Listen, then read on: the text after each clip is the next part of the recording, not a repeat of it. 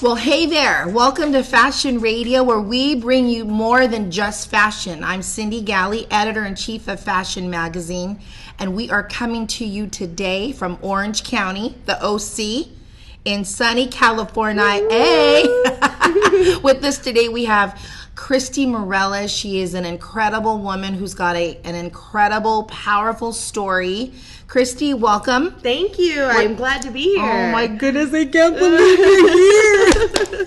I'm really excited to be here. Thank you. Oh, so glad to have you. So, we wanted to have you on the show. You and I have talked at great length just about some of your journey that you walk through. And, I had no idea. I think I knew you for years and didn't know that you were actually a Coke user, using Coke and addicted to Coke. And you did it, with people around you having no clue, including your own husband. Right. So when did this start for you? How old were you when you started using Coke or drugs, or just kind of talk to us about the beginning of your drug journey? Well, it started with alcohol at a very young age. At 14. So at 14, I was introduced to alcohol, and so from there I began to hang around with the friends. The friends, quote, friends, that's what they did, on weekends, during the week, after school, that's what they did. They would, it was way back when we had the 40s. Yeah. The 40 of King Cobra and the 40 of, the 40. The 40, yes. We would drink those, and that's how it started. And after that, I was shortly introduced to smoking weed. And it went from alcohol to marijuana, and I never enjoyed that because I would fall asleep shortly after I smoked it. So it was, I was done. Yeah. And after that, I figured, I wouldn't do anything else. Like, I thought I would stick to the alcohol because, I was able to do other things with it. But it wasn't until I was about 15 or 16. Okay. And we were at a gathering with friends. And one of the girls took me into the bathroom and said, "Hey, you know what? Why don't you try this? You'll be able to drink all day." And when she lifted up what was on top of the toilet, she lifted up lines of cocaine. And my first reaction was like, "Oh, there's no way I'm sniffing that up my nose. There's just, I've done everything, but I'm not going to do that." Yeah. And when I said, "Oh no, thank you, I'm not going to do that," the look that she gave me was, "Are you kidding me? Like, are you joking me right now? Like, what's the big deal? Like, everybody's doing it. It's no big deal. Don't be like that." And so that moment, I knew that I felt like I had to do it. Wow. I felt like there was no escape. So I did it, and I did it scared. Yeah. But as soon as I did it, within 15 minutes, everything went numb. Everything, like my thoughts, the way I felt, everything went numb. Interesting. And so it was that first time that I took it back then. Wow. Okay, so you were 15. I was 15 or 16 is when Wow, the power of peer pressure. Just even you telling me that the look that she gave you, because I'm sure there's a lot of people that have been in something similar. Maybe not drugs, maybe it's something else. Maybe for someone it is alcohol, and they're saying no thank you. Right. And then someone gives them that look, and then they're like, okay, well, I'll go ahead and just not having that strength to stand up for really what they want to do. Right. Right. Okay, so that was the first time, and then how did you feel? You said you went numb, and then when was it? I felt like I went numb, and then I think I went home and cleaned the house. Like, I went home, and even when my mom got home, she was a little like, "Whoa, what happened here?" Oh, because you were still awake. Because I was still very awake. Yeah. And so I went home and cleaned the house, and I didn't even know what to do with myself. Wow. I started smoking more cigarettes at that time, and I just, really didn't know what to do. I didn't feel too good once it was wearing off. Oh, interesting. So I ended up sleeping it off, I remember. But after that, then I didn't get it anymore. Okay. It was, it was every once in a while. So when I went to a party and it was available, then I would do it. Okay. So I was doing it every once in a while, very random here and there. I wasn't looking for it or anything, but it was very just a random thing. Okay. And it wasn't until I met Jerry and my husband, and he hated it. He hated anything that had to do with like that kind of a drug, you know. And so when we were dating, I stopped. I completely stopped. And it wasn't until after we got married, we kept partying, but I didn't do the drugs. It wasn't available to me. Yeah. And it's expensive. And it's expensive, right? Yeah. But then what happened was a couple years go by. We have our kids. We have Jacob, our third son. We have 2 girls, and then Jacob is our third child. So once he was born, I went back to work, and after a couple months, and I remember the warehouse guy telling me, "Oh, you just had a baby. Congratulations." He's like, "Hey, do you want to get rid of that baby fat on you?" And I'm like, wow, like literally. Wow. I mean, okay. Yeah. I was just like, wow. I'm like, well, yeah, you have like a magic pill or something? He's like, oh no, here, go ahead and take this. And it was a bag of, it wasn't Coke this time, it was Speed. And so it went up one, and I looked at it, I'm like, well, what do I do with this? Like, I've never done this before. Like, it was always provided for me, so what do I do with this? So he just told me, this is how you do it, this is how you break it up and how you smash it, and you just do a little bit at a time, and you'll lose weight before you know it. And I thought, well, you know what? Okay, well, I've never been addicted to it. Yeah. So, but that's not the same as cocaine, though. Right. No, it's way more powerful, way more potent. But I didn't know that. I just thought whatever went up your nose is you're going to get the same effect. Right. And so that went on. I started to do that for a few months. I began to see the weight come off.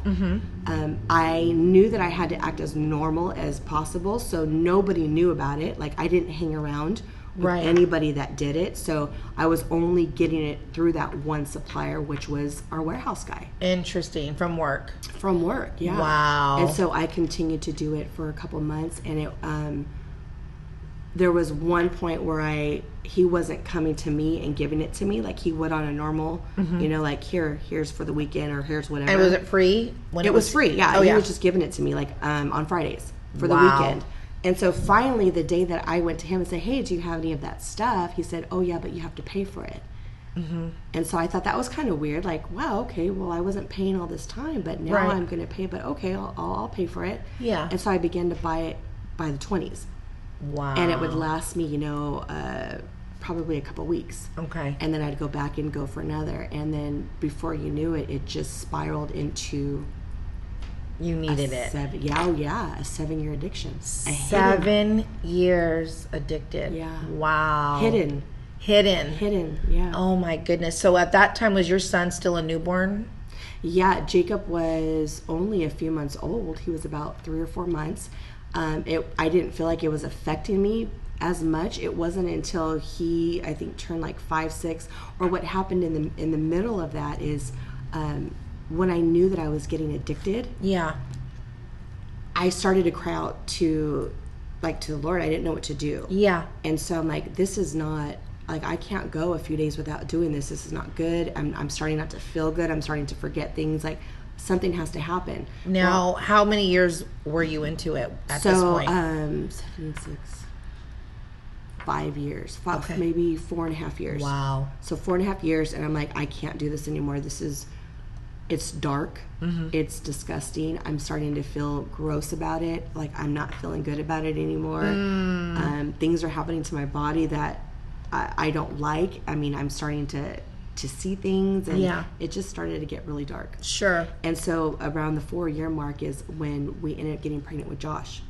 So I got pregnant with Josh, and I thought, oh my gosh, this is my saving my saving grace. Moment. My saving moment, because I wasn't going to do it as addicted as I wasn't going to do it pregnant. I didn't want to mess up Josh. I was scared. Right. And so I went through the 9 months, of course, with Josh. We had him, and I figured, wow, like, during that time I began to read my word and get closer to the Lord. I had no idea the addiction was still there. Okay. I thought it was gone. Okay. Because I didn't do it for 9 months. But as soon as I had Josh, within 2 weeks I was back. Wow. I went back to that warehouse guy who was no longer working with us, but now I knew where he lived. So I went back to the house, went to go pick up. And I thought, I'll just do it for a couple months just to lose the baby fat. Interesting. Wow. That's incredible. Yeah. Okay, so now you started again after you had your son, your baby, Josh. And so then how long from that point did it last? That was about 2 years. So I was doing it when Josh, he was a newborn. And so I went back to it during that time. And I continued to do it. But that first year, I was feeling already horrible. Like I had started losing the weight fast again. Okay. But this time around, there was a guilt and a shame to it. Okay. Whereas before I just knew I needed to get out of it. But now all of a sudden I felt guilt. I felt shame. I have a newborn baby. Right. I have 3 other kids that I feel like I'm not even really being there for them. Like I'm going through the motions of a mom, but I'm not being there as a mom, and I knew that. Right. And all of a sudden this overwhelming feeling of selfishness came over me. Like I knew I was being selfish. I knew that, I just like the guilt and shame just overtook me. So in that year period, when Josh was growing up, I began to again, Lord, what do I do? What do I do? How do I get free? Yeah. And he told me what to do. I needed to go and confess to a pastor. And I didn't want to. And I thought, no, surely that's the devil telling me that. Like, I'm like, you lying devil. There's no way. I am not going to go confess this. I'm going to get sent into a home. So I began to... I have all these reasons why. Yeah. So I began to look up online places that maybe I can check into without anybody knowing, because I was that desperate. Yeah. I wanted free from this addiction. I wanted free from the darkness so bad, and the shame and the guilt. Yeah. And it just wasn't happening. I would get it. I would do a line, and I would throw it away immediately because I just didn't want it. And I'm like, this time it's done. This time it's over. And I was trying to do it on my own. Yes. And it wasn't working. Right. At this point, Cindy, it went from the Coke to the speed to crystal to crank, and it began to get harder, and it began to get stronger, and it began to get dirtier. Yeah. So something was just not. I knew I needed out. Yeah. And so because it sounds like it's controlling you. Yes. You don't have control of your life anymore, and I thought I did. And you're living just to be sustained by all of the substances that were my only thought was, when am I going to get that next? Or, Christy, can you do this? Can you do this? And I could only do something if I went and did another line. Wow. So I went from doing 1 line a day every few days to multiple lines in 1 day. Wow. To where I felt like I could hear my heart coming out of my chest. Ooh. At one point I thought I was done. I was going to die. And I said, Lord, if I go tonight, please take care of the family. Please take care of the family. And all I kept hearing him say was, I love you. I love you. And still loving me through the dirtiest moments of my life. He's right there the whole time, isn't he? Always. Wow. So that year goes by. I surely am fighting against hearing that I needed to go and confess what I was doing. And so I remember letting my mom know at the another year's going by. So now we're going into the 7th year. Okay. We're going into the 7th year of this addiction. I'm just back and forth. It's a battle of flesh, and I was just back and forth, back and forth. I would give it up, I'd go back, I'd give it up and go back. Finally I said, okay, I need help. So I went to my mom, and I told my mom, I didn't tell her the extent of things. I told her, hey, I struggle with this every once in a while. Mm-hmm. So I wasn't fully honest. You know what I mean? Yeah. So I didn't get fully free. Right. And so I told her I was dealing with this, and that, it was a struggle. And she said, you know what, Christy, the Lord is going to make a way of an escape for you. And those words I held on to. And then I called my sister, Yul, and I said, hey, listen, this is what I'm going through, and I'm sorry that I'm going through this. And she told me, sis, whom the sun sets free is free indeed. Aww. And here these are people that I thought were going to condemn me, or thought they were going to how could you do this? It was never that. It was that love that covered. And it was the word, and said, you are not that person. You are this. Yes. You are what the word says. Yes. So that was giving me the confidence to say, okay, Lord, I need to do what you're saying to do. But I still didn't know if that was really God. So I kind of fought against it. Yeah. We do that. We have a way. I was trying to find every other way of doing, okay, confess. Okay, I'll confess here. Or I'll confess there. Okay, confess to my mom. Right. Like, Saul, but I've performed all the things that you said. Yes, exactly. But you didn't. Right. Oh my gosh. Yes. And that's why it never left you. Oh my gosh. That direction and that wisdom, never left you. because you were still doing these other things. So good. Do you know what I mean? Yes. So you went to that wasn't Yoli. Clear, though. You wow. went, yeah. But it's like, no, but you still haven't done. So it wasn't until you did it, which I'm sure you're getting to. So sorry, I'm running ahead. No, this is good. This is good. Preach on, preach it. No, girl, your sharing is good. It's amazing. So there was one point where I find myself crying out to the Lord, and mind you, a lot of the times that a lot of my moments with the Lord were late at night because I was up. The kids were asleep. My husband Jerry worked graveyard.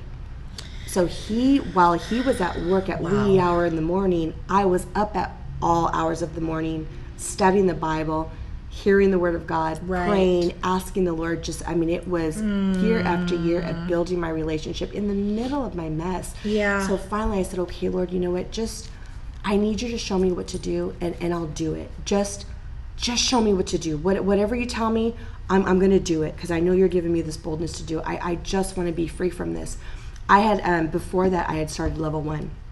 At that time it was called basic training of a discipleship program. Okay. Yeah, so I had started discipleship, and I had finished the class, but during the class, realizing the love of God for my life, even in the middle of what I was doing, it overwhelmed me. And knowing that He loved me so much made me want to be even more free. Yeah. Like, you don't want this for me. Yeah. Like, you want me to be free. Like, you're not mad at me. Right. You know, like, I want this more than anything. Gosh, I think if we knew and really understood the heart of the Father. Yes. I think a lot of people have a misconception of who God is, and they don't understand. They think He's this always judging, always condemning, always punishing, always angry, and it's so the opposite of that, you know. And so I'm so glad you're sharing this. Oh, good. Because you're saying even that in the middle of the mess, dirty, here you are in the middle of this, and you would just still hear Him tell you, know that I love you. Yeah. That's His heart. That's what He wants you to know. It's what He wants every person to know, is that He loves them. Right. No matter where they're at, no matter what they've done, He loves them. Yeah. You know? Isn't that beautiful? It's powerful. We don't understand that kind of love. We don't. We don't, because it's conditional. And my heart, even in this, is that people would, if they see God that way or have thought Him to be this way, that they would cry out and ask for the God who loves them right in the middle of their mess. Because a lot of times people think they have to have it together. You know, I remember asking somebody at one point, this was years ago, and they were telling me something that they were in, and I said, well, let's pray. And they said, oh, I can't pray. And I said, well, why not? And they were wearing like a rock t-shirt, like it said, Journey or Def Leppard or AC/DC. I was who cares? Yeah. Right. But they have a misconception. I can't pray because I'm wearing this shirt. No. You come as you are. You know what I mean? Yes. You come even in the middle of your dirty, right in the middle, smack dab in the middle. Come and just cry out and say, Lord, I need you. Yeah. Help me, save me, deliver me. So good. Right in the middle of the dirty. And He comes. And He comes Yes. because He's so loving, so faithful, so gracious, so merciful. And people don't understand that. And I can't even fathom it, really. But I think we have a little glimpse. Yeah. Just a glimpse. We of get it. glimpses, yeah. We do. Okay, so I'm sorry. Oh, no, you're good. I'm just intrigued. Well, I'm crying. Again, I find myself crying out to the Lord and just asking Him again, what do I do? Just tell me what I'm supposed to do, and I'll do it. Yeah. And He so gently tells me, Christy, I told you what to do last year, and you didn't do it. And I'm like, oh my gosh, that was you. Yeah. So I prolonged this another year because I didn't do what you asked me to do. I did it half. That's good. I'm gonna write that down myself. Hashtag that one. That's I don't even know what that's good. Have done ain't done. Yeah, have done ain't done. That's what we're gonna hashtag that. Have done ain't done. He told me what to do and I didn't do it, and I thought I can get away with doing it half. Right. And it's just, I told you what to do, I told you how to do it and who to go to. Yeah. And you didn't do those things. But there was no, even in the correction, Cindy, Yeah. there was no like, well, I already told you what to do. It was, hey, I already told you what to do. Do that. Do what I'm telling you. And it was just like, oh my gosh, if I've ever not heard the voice of a loving Father, I remember so clearly that day, just do it. And so I did. I got an appointment. I made the call, got to talk to my pastor, and the crazy thing is, this was on the phone? This was on the phone, yeah. I was so nervous. I thought for sure, okay, you know what? By law, you're going to have to throw me into a home. You're going to have to take my children. You're going to call social service. Like, I in my mind, the enemy had already painted a picture of what was going to happen. Wow. But I was so desperate, I was willing to do it. Yeah. I was willing just to go through anything now that I needed to, because God said to do it. Yes. So regardless of the outcome, I was trusting him, period. Yes. And so I just got to a point in my life where I knew that the only option I wanted was to trust God. I didn't care about anything else. That's so good, Christy. And so I had that conversation, and I said, this is what I've been doing. I am so sorry for lying. I don't know what to do. And I got this most precious chuckle out of it. And he said, that's it. You're done. No. It's over, Christy. You're free. And I'm like, did he pray with you or anything like that? Well, afterwards, oh, okay. Like, he first listened to me. Yeah. He first listened to me. I'm confessing everything, like blurting out everything. Yeah. He's like, that's it, Christy. You're free. It's done. I'm like, okay, I just done a line like before I even called you, and you're telling me I'm free. Like, how do you even know this? Oh. And I had heard his story before of him becoming free, so that was also encouraging to me, because he had walked through steps of becoming free and knew that God could do it. So still, as I'm questioning in my mind, my heart is grabbing onto what he's saying. I'm like, I am free. And he said, have you told Jerry? And I said, your husband, Jerry. Yes, my husband, Jerry. Yeah. And I said, because your pastor was also Pastor Jerry. Yes. So he said, did you tell Jerry, my husband? And I said, and immediately the offense wall came up, and I said, oh no, Pastor, and Jesus didn't tell me to tell Jerry. He told me to tell you. That was not in the conversation for the last 2 years. He said, tell your pastor, not your husband. Yeah. And he said, Christy, I know. But listen, you guys are married. You need to be honest with him. He deserves to know. You need to let him know what's going on. Wow. And I'm like, Pastor, you don't know my husband. He is a hard man. And if he finds out, that's it, I'm out. Like, he will divorce me on spot. You don't understand. Girl. Like, he is going to just, I don't know if I can do it. He said, listen, you need to do that. And Christy, we're going to pray right now, and we're going to pray for his heart, that the Lord would prepare his heart to receive what you're going to tell him. Wow. And Christy, I'm like, yes. I'm crying and bawling. He's like, I'm going to give you 3 days. And I look up, I'm like, really, Lord? Just because I took a year last time, now you're giving me 3 days. Wow, like, really? How is this not a God setup?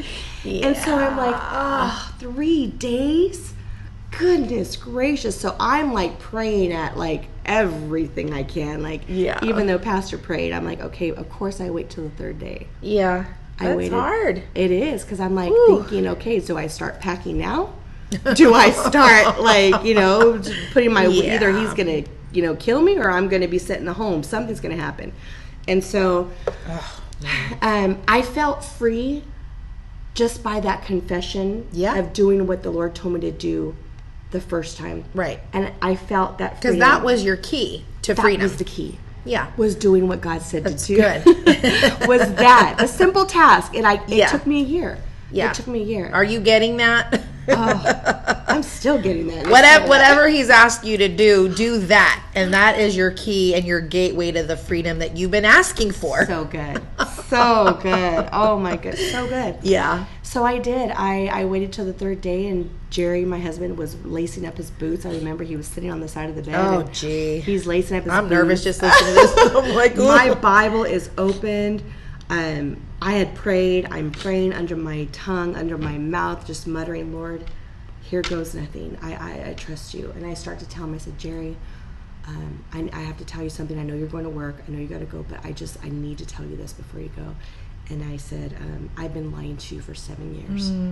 I've been bound and I've been addicted to coke, crack, crank, speed, crystal. I've been addicted to drugs for 7 years, minus the 9 months I was pregnant with Josh. Yeah. And I'm like, my God, Jerry, I'm sorry. I am so sorry. I'm sorry. And I'm like, I talked to Pastor Jerry and I told him everything. And he said, I had to come and confess to you. I had to tell you. And I didn't want to, but I knew I had to because he told me to. And I just want to be obedient. I want to be the wife that I'm called to be. And I don't want to lie to you anymore. Yeah. And at that moment, I'm crying and crying on the bed.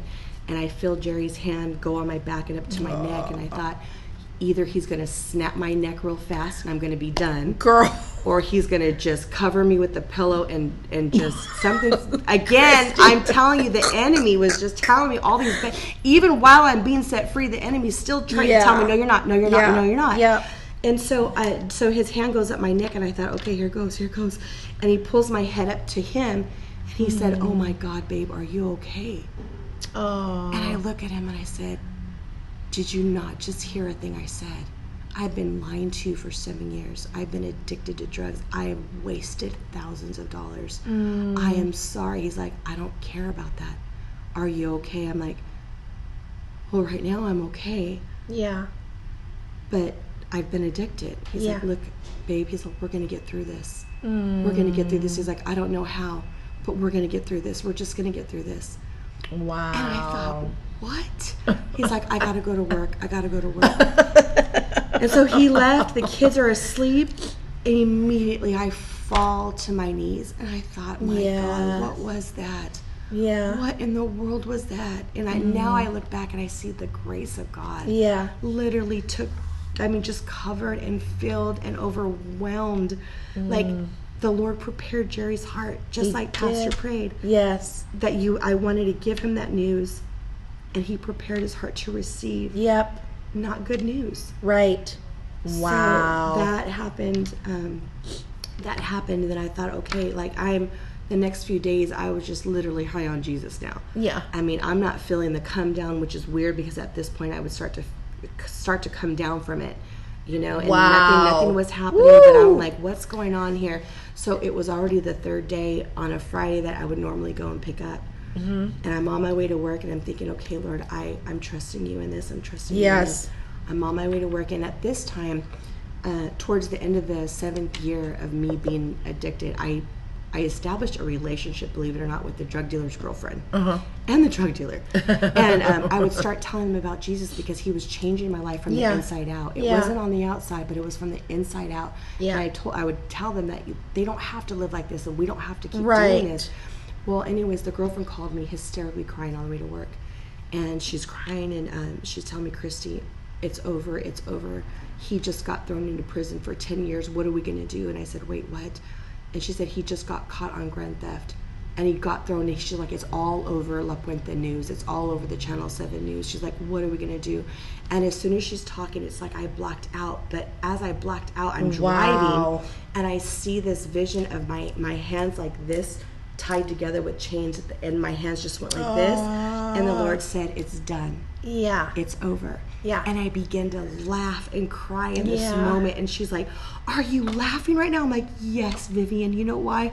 Because I'm free. And all those people, those doctors and lawyers that used to go into that house to get that stuff could now be free. I am free from this.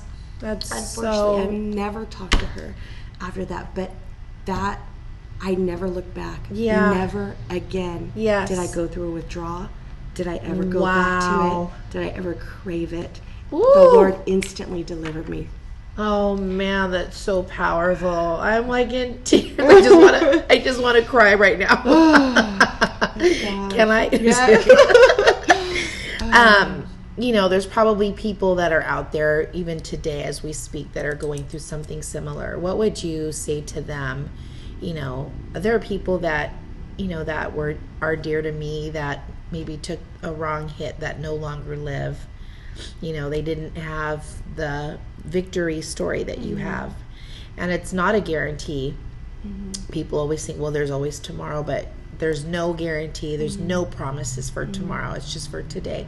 What would you say to somebody who they're bound, they cannot go another minute or another day or another hour without that substance? What would you say to them to encourage, especially if they're saying, and I'm done, I want to be done, but I don't know how? Call on Jesus. It's so simple.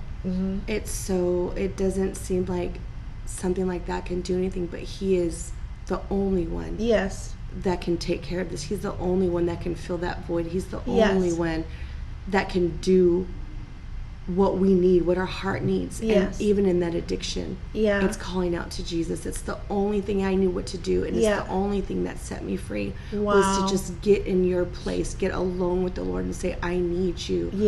And there was times, Cindy, where I didn't want to be free, but I would tell the Lord, I'm liking this. I like where I'm at. Being I know real. This, I like this. There was a point where I was like that. But I was still talking to Jesus and telling him. But it's being that real with Jesus. It's crying out to him. We need him. And I love that, because there might be somebody listening who doesn't know.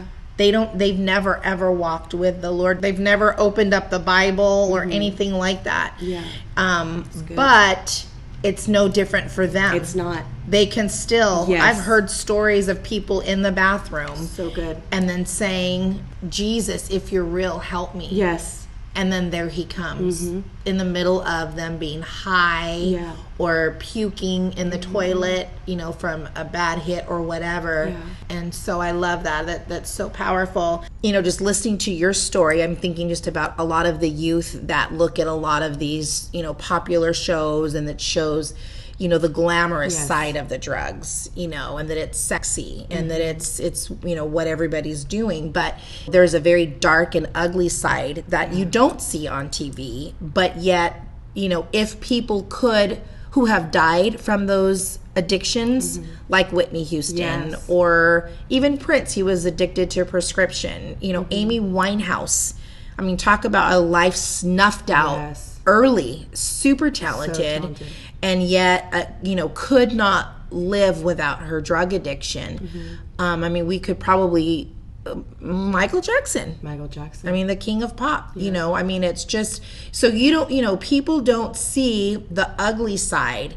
What they watch on television or what they think is glamorous is, to me, it's such a lie. It's a big lie. Because it sounds like you are living in hell when you are addicted to something as strong as any one of those, crank or coke or, any of those. You only see the glamorous side of that, know, but when the party's over and when the Friday night ends and when the Saturday night ends and you're literally all alone, it's not only dark, but it's scary. Oh, interesting.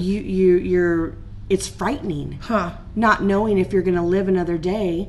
Oof. But that you need that other, you're going to need that hit in the next couple hours or next day. Wow. And that goes for alcohol too. Like, that you could only have fun and be outgoing with a little bit of alcohol. But that little bit of alcohol leads into something else. But that's all they're showing. There's no glamour to this at all. No. Interesting. Wow. And just something else too, you had mentioned, a discipleship class, and I'm not trying to put in a plug, but, there are churches and ministries and places that you can go that can disciple and that can kind of just help you understand really how much God does love you. Maybe you call out to Jesus and then maybe you feel like you're ready for another step. Take a look. I'll just tell you, we're out here in Anaheim and there's all kinds of campuses. It's, with a church that I go to, it's called The Rock, and it's in Anaheim. But, finding a solid church with grounded teaching, I think, good. Also helps. Absolutely.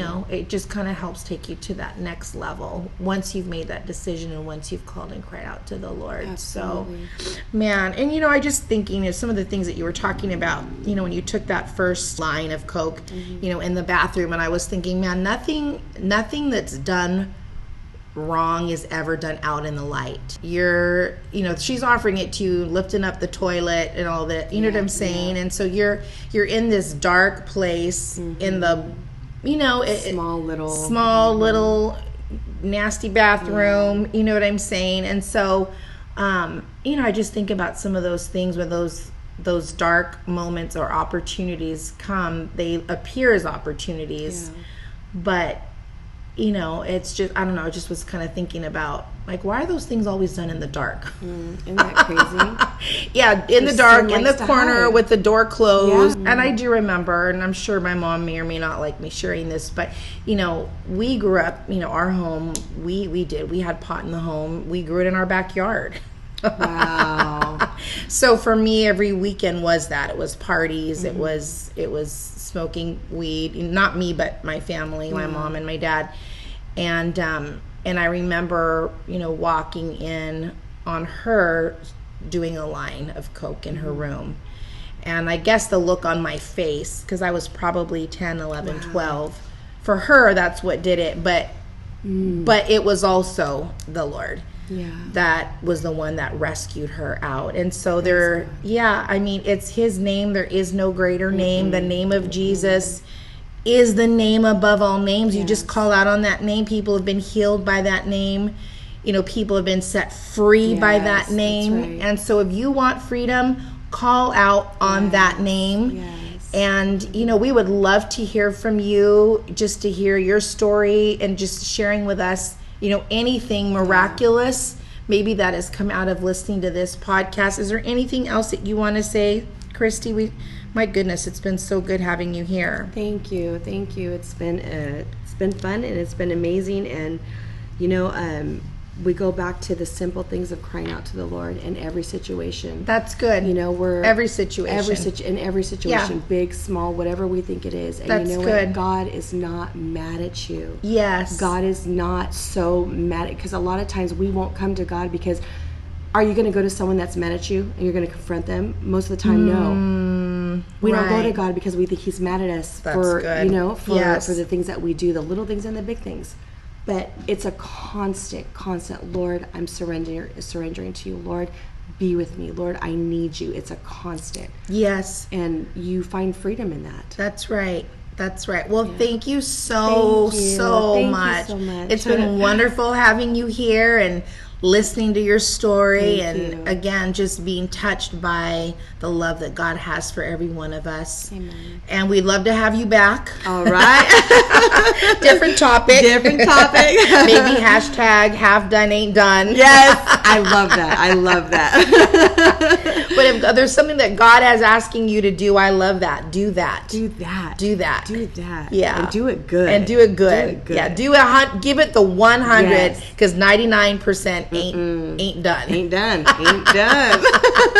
All right. Well, thank you so much for being with us today. Yes. And for those of you that are listening, again, just feel free to jump on our website, fashionmagazine.com. Of course, you're already listening to our podcast, but if you like what you hear, subscribe so that you're notified every time we have a new podcast. We do crazy stuff on YouTube as well. You just parentheses or you quotation mark Fashion Magazine, but we're out there. We love you. You are loved. You are fashioned and designed who you were already meant to be. There's no other you.